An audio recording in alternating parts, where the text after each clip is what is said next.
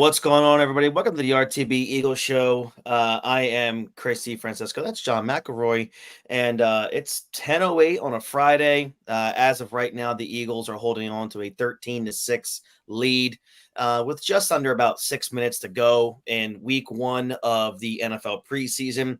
Look, as meaningless as the preseason has completely become in the NFL, John, it's still pretty damn cool to see that every week from now on, man, up until, God willing, February, we got Eagles football to talk about.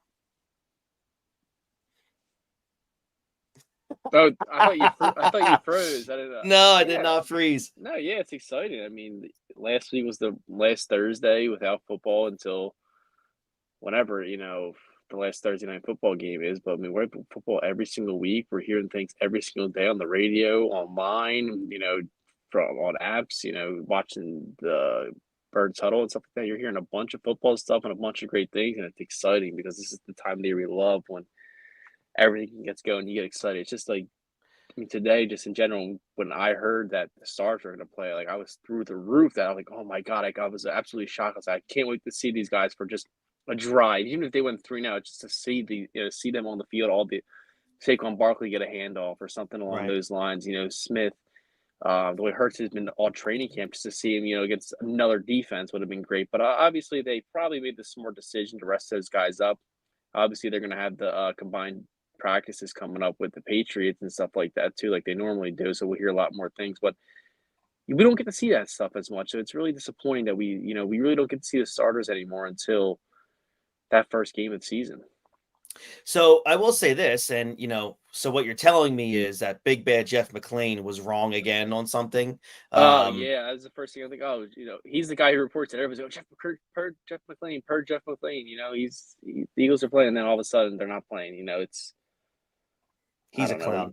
clown. So here's yeah, and it's funny because I sent this to you.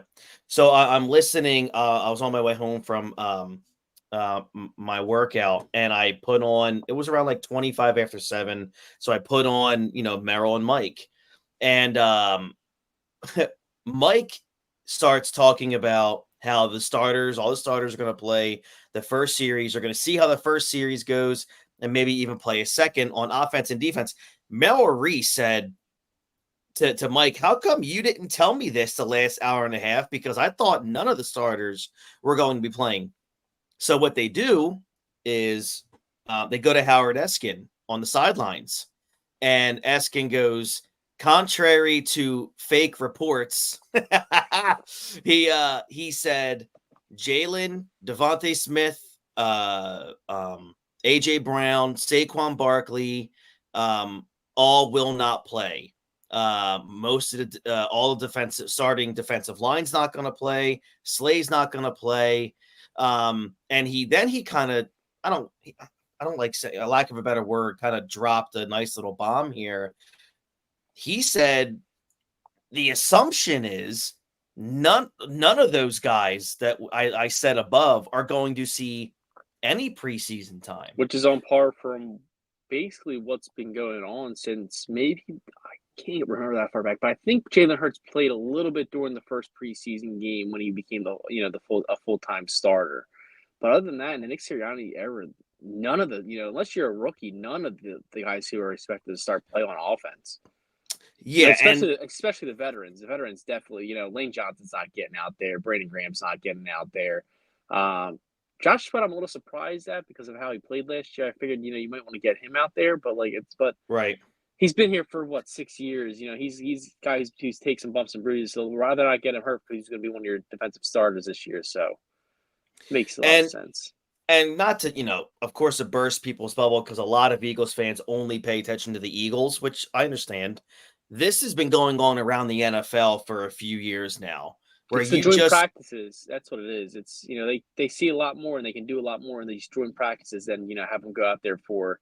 It's right. it's more of the rep thing. That I think they want the reps against other teams and them going head to head more than just kind of you're kind of going through the motions a little bit, getting ready to gameplay, and you're not getting those repeated reps over and over again. So these joint practices, you have Hurts, you have AJ Brown lined up on a DB for 5 plays in a row. And Hurts is throwing them the football. It's a lot. You get a lot more reps, and you can see a lot more that way than the old school play in preseason games. Yeah. The Ravens just scored to tie the game. Yeah. 13 all. But there's a couple of things I do want to talk about because look, regardless, we are doing these instant reaction. Can I put one thing that you're not going to bring up? Can we start off with that one? Sure. We'll start with the first play of the entire game, and what a stupid new kickoff. Dude, change. it is Like, awful. I wrote it down, by the way. So you saying I wasn't going to bring it up? How dare you? I thought we were going to talk the Eagles, and I didn't think it was going to bring it up. And I'm sitting here like, so the kicker just kicks it off. They can't run until the guy catches the ball. Like, it's really stupid. Like, John, how come? What I mean, look, I think they've ruined kickoffs. Just put it at the 20-yard line to start 25-yard line to start the game at this point. And I agree, and you might as well do the 4th and 20 rule to try to get the onside kick at this point with the way that they're doing this. It's absolutely, and the onside kick got changed. I mean, you have to let them know. And I think you're old enough to remember like the days of when Devin Hester and all them guys were able to take these kickoffs all the way back in the end zone. When it was fun to watch, 99 to 100-yard kickoff returns, man, just go back to that. Make it exciting. Like that's it's one of the most exciting plays in the sport. Ike Reese, I think it was Ike Reese. I can't remember exactly, but I believe it was Ike Reese. He was saying, I don't think Devin Hester be as good of a kick returner with this format the way it is. It seems like you need a guy who's able to, break a few tackles and not just blow by you with speed. You need a guy who's a little more sturdier and stronger, who can withstand those hits the way the new format's set up. Right. No, I agree. I think it sucks, but what the hell else? I mean, what am I going to do? It's like it's not going to change. Maybe after a year when they see it. John Harbaugh, I'm sure he's going to figure out some way to manipulate this, and they're going to be really good at this new kickoff thing because he's just that guy. But it's like these are guys' jobs. They're teaching special teams and how to do these and how to make these plays. You're just kind of like changing it up and ruining it for them when they had philosophies and when they did it, especially with the onside kicks. It's like, you can't do it until the fourth quarter. I mean, the Saints don't have a Super Bowl if that's the rule in 2009. And agreed. I'm sure there's more. That's just a more memorable one. That kind of won on the game that they came out at halftime like we're going to onside kick this and recover it, and then we're going to win this football game. Bill Belichick used to do it all the time. If his offense was slacking or defense was doing good or something was going on bad in the game, he would just do a surprise onside kick. Just to spark something or do something. It ruins that aspect of the game. No, for sure. I agree. So let's kind of talk about a couple things here. I mean, I guess the best part of the entire game was that 12-play, 75-yard drive that went over 9 minutes that ended with a Will Shipley touchdown. Shipley ended his day 7 carries, 23 yards, but also obviously had that one catch for 7 yards for a touchdown. This run game's looked real good. Anybody's they put in there today. Yeah, so I wanted to bring it up to you. Davis Price, 5 carries, 30 yards, 6 yards a carry. Overall, though, that 12-play, 75-yard drive, man, I know, again, first week of the preseason, but what did you like? To me, I like the play calling. First and foremost, I love the play calling. I loved it, just the fact that it seems like they want to focus on being that run heavy, which you heard earlier in the week that Wink Martindale said that the Eagles weren't committed to the run at all. He told Jalen Hurts that when he asked him what their issues were last year when he had that conversation. It seems like they are committed to that that run first thing. And with a guy like Saquon Barkley and those weapons, if you commit to that run, it's just going to make world a lot easier for Hurts throwing the football and make it a lot easier for A.J. Brown. They're bringing another guy in the box. A linebacker has to cover. A linebacker can't even cover Saquon Barkley on the back. You have to bring a safety up to cover him. It's going to eliminate double coverages on him, Smith. Goddard's going to be even better. It just, that run game is so important. And I love being able to see because it was a team that where they would open the game up and pass 3 times and it'd be a 3-and-out, didn't get a single yard. And it's like, well, what was the point of the drive? You could have got 0 yards running the ball too. So it's, it keeps the team on their toes, and for a guy like Jalen Hurts who needs that RPO, where if you're not committed to that run, that RPO just is like, oh, he's gonna pull it anyways and throw it. So and it makes him a better runner, and all of that around. Looking at the wide receivers, John Ross, 3 catches, 28 yards. Britton Covey, 4 for 25. Covey also had a great punt return Mhm. for 37 yards. Boy, that was exciting. Jacob Harris, 2 catches. Calcaterra had 2 catches, but really not a whole lot of action from that wide receiver group. Pickett didn't look great. He didn't look, So horrible, but he wasn't really the best out there. right. That one ball to John Ross was bad, but again, you heard Ross Well, John Tucker's. Ross just stopped mid You route. heard they're like, why He aren't you just fight? Like, stopped. he's just not going to go back and fight for that ball at all. I mean, it was a horrible. It was a bad throw, but I mean, you For could have sure. Yeah, yeah. hit the guy in the back. You could have went around him and tried to Yeah. make a play on that or Even something along those lines. The corner obviously didn't see it. yeah. But it seems like he's just a Quez Watkins who's faster, who's just Yeah. not going to fight for the football. He just, and I don't know how great he is at catching. I mean, he hasn't really hit that well. He's played worse. He played the Bengals, the Giants. I don't know. There's another team there. He hasn't played well really anywhere he's gone. He's Yeah. had a few games where he's just kind of gone off a little bit because he's so fast. But other than that, he just seems like he's a deep ball threat who doesn't want to work to catch the football. Yeah, I mean, even Ross Tucker on the broadcast, the local broadcast said, the guy's runs a 4.22 40, and he just stopped mid route. And he even said, like, it wasn't a great ball by any means, but why are you're so fast, you're so elusive, you're just stopping mid route. I mean, and I'm not kidding anyone. If you guys want to go back, it might even be on Twitter somewhere. He was supposed to just keep running. He just flat out stopped and then just started walking back towards the huddle. And I don't understand it. This is a dude that's fighting for a roster spot, but look, that's neither here nor there. Kenny Pickett went 14 to 22, 89 yards and a touchdown. I think he was What 0 did for you 4 from passes 10 yards and more though. correct? Yeah, I mean, look, and I sent this to you in a text that backup, the wide receiver depth on this team. There's a lot of drops. I mean, at Yeah, least 3 or 4 drops. I mean, Pickett isn't that exactly the that most graceful of passers, but Higgins, is that his last name? Higgins, the rookie mhm, from the cornerback, he made a couple really nice plays yeah, too on a couple of the guys. I forget exactly who was covering all those ones, but they're different guys every single time. But the one thing that really stood out with me with the wide receiver was on those screen plays, it looks like this Johnny Wilson is just a monster out there going to be able to block these guys, and that might be a huge advantage to this Eagles team later on in the season, where he might just be in there on plays that they're going to run, screenplays. So he's going to go out there and block, and he's a monster. He's 6'6", 240. Apparently, he has great trust with Jalen Hurts. He's been getting a lot of reps with the one. So I would like to see a few more catches and a few more balls thrown in his direction. Where this is preseason, you can force a couple of balls to him. He's 6'6", he's 240. It's not going to hurt you. I would see a little more of that stuff where they're trying to game plan a little bit around mhm, him and around his abilities. But he's a big dude who can move, which is seems like the way he could possibly be a steal. The way mhm, he's being talked about in the training camp, but you just didn't really see it out there with the his wide receiver abilities tonight. right. He had one catch I remember seeing, and he had a couple other targets. But other than that, the blocking, you really didn't see much out of him. Right. No, I agree. Overall, what were your thoughts on Kenny Pickett? Again, we already said he's not very Mm, graceful. He didn't come here to compete for any kind of starting position. He's a full-fledged backup quarterback. What did you see out of him? Do you think okay, um, here's a better question.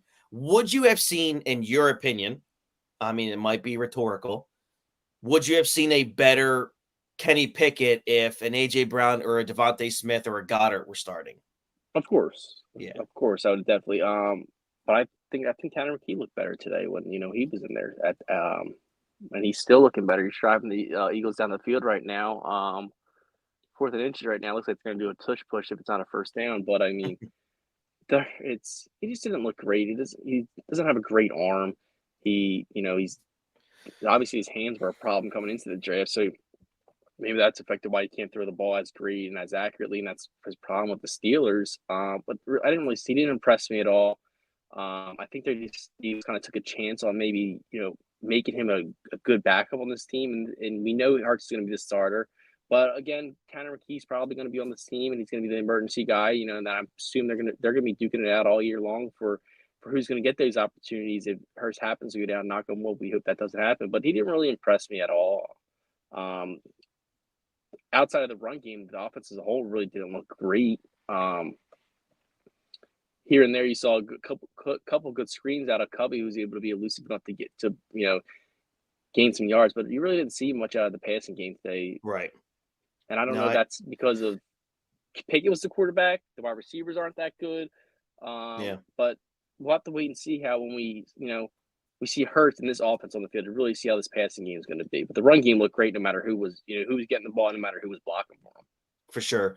All right, let's kind of go to the other side of the football, which is where I, if I'm going to be impressed with anything. We're football real quick. I just want to say, Mekhi Becton was the starting right guard there, and he only played one series, and they moved Stern back to right guard after that. And Stern played a lot more than he did at right guard, so it's interesting to see one of those things. That's the thing to look out. You brought that up last week, actually. Yes. Yeah. See, I remember things that you say, John. 25% of the time, I retain what you say. And Jock Peterson just hit a home run, so that's great. Yeah, I don't want to. Zach Wheeler stinks. Other side of the ball, where I was actually most impressed with, which is actually going into the preseason, my focus wasn't really at all on the offense because we all know the starters really are going to be non-existent during the first 3 games for the season starts. But I did want to watch how Fangio handles this defense. And dude, I'll tell you what, he plays fast. He loves to send a rush into that quarterback. And I'm thinking to myself, wow, I haven't seen this in quite a few years. I loved it. I loved watching Jeremiah back there. He had Trotter back there. Yep. He had White back there. Trotter ended up getting a sack. I think on one of the plays they forced an incompletion because Knee was about to sack him. So that's another one. I mean, we don't see that these guys. The linebacking core looked really good tonight. Yep, saw Devin White with a nice tackle.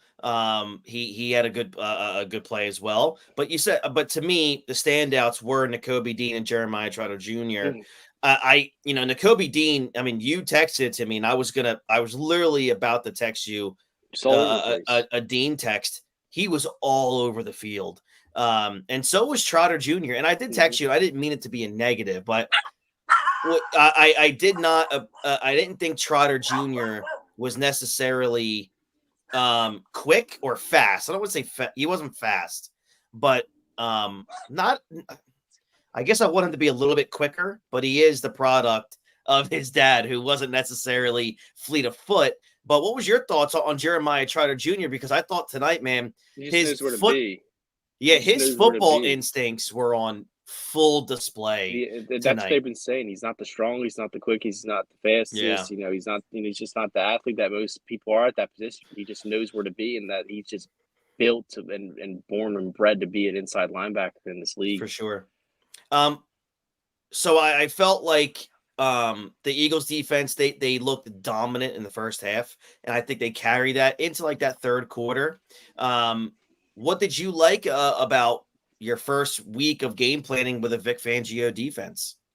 I don't think he showed anything. You sure? He didn't show anything. Yeah. I think you saw the athleticism on the field. That's all that they had. That these guys, they have a young core of players that can play. That's pretty much what we saw. We didn't see, he's not going to show anything. He's an old school coach that's not going to show anything in the preseason. That everything that we saw tonight was these guys' instincts and athletic ability taking place on the field. What did you see out of Nakobe Dean? That was there anything specific? Because we do know that coming off of last season, a lot of people said, "What are you going to get out of a Nakobe Dean?" Well, after week 1 of the preseason, I am thrilled with what we got. Basically, he kind of just was. He just, in fact, not to find where the football is. Getting to the guy who has the ball in his hands. It really, he just was there. He's all over the place. And you see him blitzing. He looked faster. He looked stronger than he normally is. No, I totally agree. Is there anybody else on defense? Was there anyone else on defense that you were happy with? Mitchell looked good. He had a couple of pass breakups there. He should have had an interception. Yeah, he should have. He's a YC DB. why is that so? Because why is he not a wide receiver? Is it because of that, those reasons, Yeah, stuff like that. exactly. So it's But like he was it's the same thing you saw. He runs the routes better than the wide receivers at times. He kind of just reads how they're going to run their routes, and he jumps it. Yeah, I thought Quinyon Mitchell looked really good. I'm excited to see what he does the next couple games, but he just keeps getting better and better every day. So overall, man, as we get to the end of this game, a minute 30 left, Eagles have the ball at the Baltimore 36-yard line, tie ball game. Where would you? I mean, it's hard to even grade a preseason game, but based off what your expectations were, what did you think of tonight? I thought it was just I'd give them a B. The defense looked strong. They looked fast and athletic. They looked young. Obviously, a lot of the veterans weren't in there too, so we don't know how that would look differently. But the run game looked really strong. Wide receivers didn't show anything impressive, and Pickett kind of stunk it up a little bit. Yeah, no, I agree with you. So yeah, overall, everyone, this has been your instant reaction to week one of this preseason. Again, not a lot to really report on because a lot of these players that we're seeing in the third and fourth quarter are going to be, third on the depth chart at that position or just not on the team at all. Really, I went into this first preseason game to see how Kenny Pickett was going to do. And I'm shocked. I'm shocked Pickett was in as long as he was. They And have then I nobody want else though, so and they want to that's see what they right. have out of them. Yeah. And then I really wanted to see how some of these dudes had on the first game of Vic Fangio. So I was really happy with what I saw out of that as well. Yes. Yeah. As was I.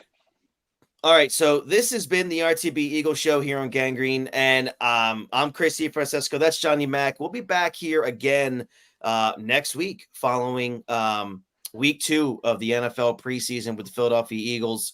I'm assuming the Eagles are going to pull this one out. I really do.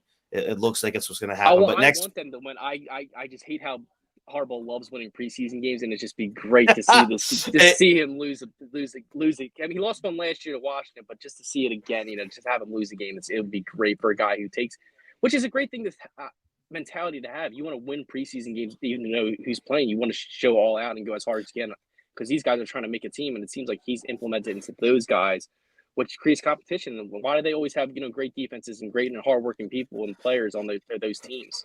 And why are they always in contention? Because of those reasons. They take it hard day one. I agree. It would be great to see Harbaugh lose this game here, which I think the Eagles will pull this one out. But next week the Eagles will head up to play the New England Patriots next Thursday night at 7:00. So we'll be here following that game. But until then, everyone, thank you very much to everyone who keeps subscribing to our channel. We're right around 3,700 subscribers on our YouTube channel at Ring the Bell 856 if you're on YouTube. So Elliott's got to subscribe. kick that field goal with 21 seconds left. Beautiful. So might as well just hang on here to see if he nails that field goal. But again, subscribe, ring that bell for notifications. Sunday night, we'll be back here with a Ring the Bell Philly show to recap this past week where the Phillies seemingly have started their way back around onto their winning ways after being down the last 2+ months here. But right now they're down in Arizona, but we'll see what happens the rest of the day.